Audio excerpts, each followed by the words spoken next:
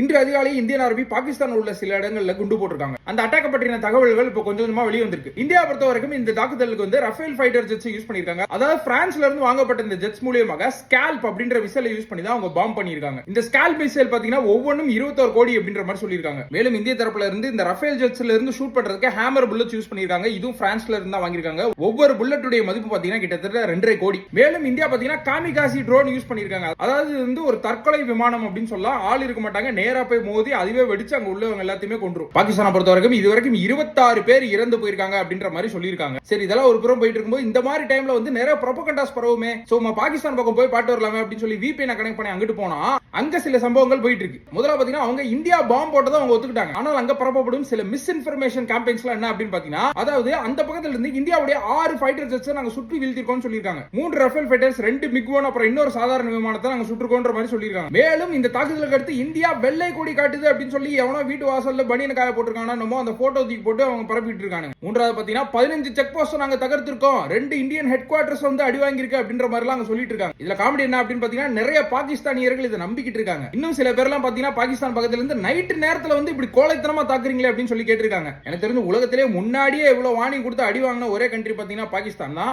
அதுக்கும் அவங்க பாத்தீங்கன்னா ஏதாவது ஒரு காரணம் சொல்லி இப்ப சப்பக்கட்டு கட்டிட்டு இருக்காங்க.